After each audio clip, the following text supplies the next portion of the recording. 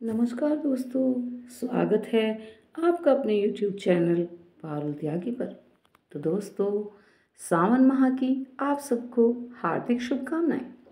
सावन माह में इस कथा को सुनने मात्र से ही आपके पाप नष्ट हो जाएंगे। और हाँ दोस्तों, कथा को आधा अधूरा छोड़कर जाने की गलती बिल्कुल न करें, क्योंकि महादेव को अच्छा नहीं लगता जो उनकी कोई कथा को छोड़कर बीच में जाता है।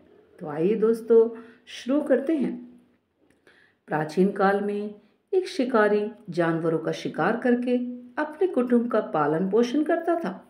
एक रोज वह जंगल में शिकार के लिए निकला, लेकिन दिन भर भाग दौड़ करने पर भी उसे कोई शिकार प्राप्त न हुआ।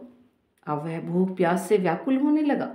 शिकार का इंतजार करते करते, निहारते निहारते वह एक तालाब के किनारे बेल वृक्ष पर अपना पड़ाव बनाने लगा। बेल वृक्ष के नीचे शिवलिंग था, जो बेल पत्रों से ढका हुआ था। शिकारी को इस बात का ज्ञान न था। पड़ाव बनाते बनाते उसने जो टहनियाँ तोड़ी, वो संयोग से शिवलिंग पर जा गिरी। शिकार की राह देखते देखते वह बेलपत्र से पत्ते तोड़ तोड़ कर शिवलिंग पर अर्पित करता गया। दिन भर भूखे प्यासे रहने के कारण शिकारी का व्रत भी हो गया और शिवलिंग पर बेलपत्र भी चढ़ गया। इस तरह वे अनजाने में पुण्य का भागी बन गया। रात्रि का एक पहर बीत जाने पर एक गर्भिणी हिरनी तालाब पर पानी पीने के लिए आई। शिकारी ने धनुष पर तीर चढ़ाकर ज्यों ही प्रत्यंचा खींची, वह हिरनी बोली, शिकारी, मुझे मत मारो, मैं गर्भ से हूँ, शीघ्र ही प्रसव होने वाला है। तुम एक साथ दो जीवों की हत्या करोगे, जो तुम्हारे लिए बिल्कुल भी ठीक नहीं है। मैं अपने बच्चे को जन्म देकर शीघ्र ही तुम्हारे पास वापस आ जाऊंगी, तब तुम मुझे मार देना। शिकारी को हिरनी की बात सच्ची लगी। उसने तुरंत प्रत्यंचा ढीली कर दी और हिरनी झाड़ियों में छुप गई। कुछ समय उपरांत एक और हिरनी उधर से निकली। अब तो शिकारी बहुत खुश हुआ कि अब तो मुझे शिकार मिल गया है। समीप आने पर उसने धनुष पर अपना बाण चढ़ाया। तब वह हिरनी ने विनम्रतापूर्वक निवेदन किया कि हे शिकारी, मैं थोड़ी देर पहले ही ऋतु से निर्वृत्त हुई हूँ, कामातुर विहरणी हूँ, अपने प्रिय की खोज में भटक रही हूँ। मैं अपने पति से मिलकर शीघ्र ही तुम्हारे पास आ जाऊंगी। अब शिकारी सोचने लगा कि मैं क्या करूं। तब उस शिकारी ने उस हिरनी को भी जाने दिया। 2 बार अपने शिकार को उसने स्वयं खो दिया। अब तो उसका माथा ठनक गया। अब वह चिंता में पड़ गया। रात्रि का आखिरी पहर भी बीत गया। तभी एक अन्य हिरनी अपने बच्चों के साथ उधर से निकल रही थी। शिकारी ने यह स्वर्णिम अवसर छोड़ने का बिल्कुल मन में निर्णय ले लिया था कि मैं इस अवसर को बिल्कुल भी नहीं छोड़ूंगा। उसने धनुष पर तीर चढ़ाने में देर न लगाई और तीर छोड़ने ही वाला था कि वह हिरनी बोली कि हे शिकारी, मैं इन बच्चों को इनके पिता के हवाले कर कर लौटाऊंगी। इस समय तुम मुझे मत मारो। अब तो शिकारी बहुत जोर से हंसने लगा और बोला, सामने आए शिकार को छोड़ दूं? मैं ऐसा मूर्ख नहीं हूँ।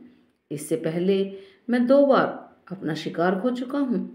घर पर मेरे बच्चे भूख प्यास से तड़प रहे हैं।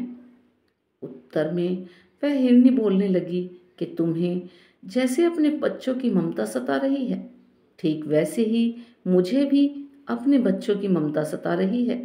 इसीलिए सिर्फ बच्चों के नाम पर मैं थोड़ी देर के लिए जीवन दान मांग रही हूँ। हे शिकारी, मेरा विश्वास करो, मैं इनको इनके पिता के पास छोड़कर जल्दी ही तुम्हारे पास आ जाऊंगी।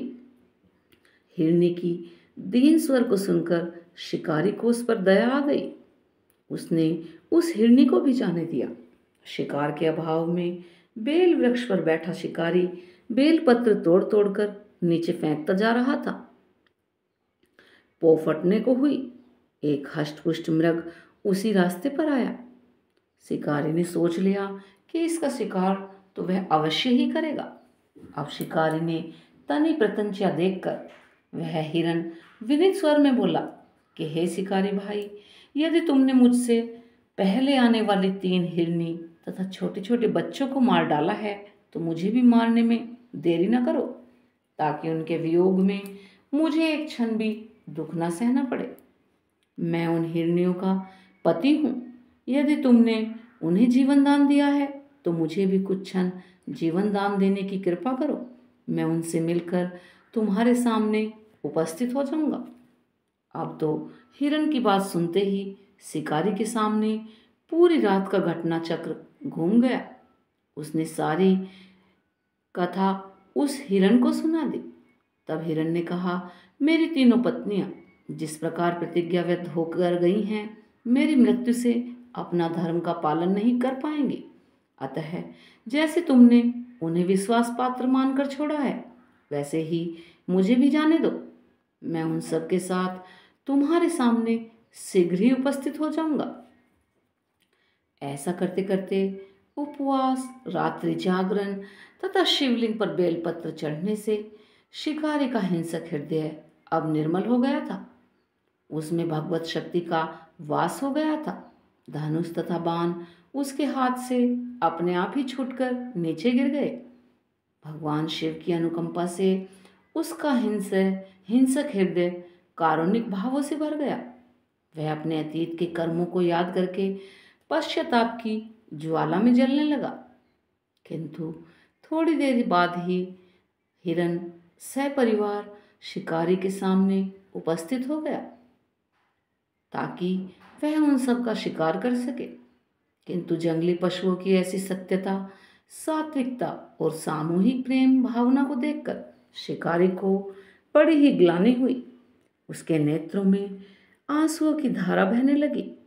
उस हिरन परिवार को न मारकर शिकारी ने अपने कठोर हृदय को जीव हंसा से हटा सदा के लिए कोमल एवं दयालु बना लिया।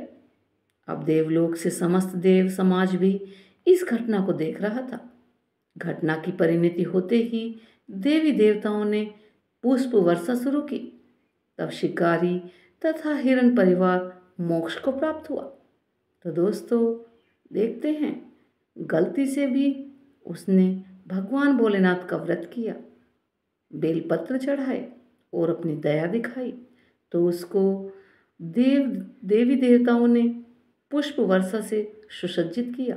तो हम सब, आप सब तो जानते हैं कि भगवान भोलेनाथ की पूजा करने से क्या क्या मिल सकता है। तो इसीलिए दोस्तों, कुछ ना कुछ करते रहिए। व्रत कर सकते हैं तो व्रत कीजिए, नहीं कर सकते तो कथा पढ़िए, नहीं पढ़ सकते तो कथा सुनिए, नहीं सुन सकते तो अपने हाथों से कुछ दान दीजिए। दोस्तों, अगर ये सब भी नहीं कर सकते तो इस कथा को शेयर करके पुण्य का भागी बने, लाइक करें और हाँ, कमेंट में हर हर महादेव लिखना बिल्कुल ना भूलें। तो दोस्तों, आप सभी का बहुत बहुत धन्यवाद।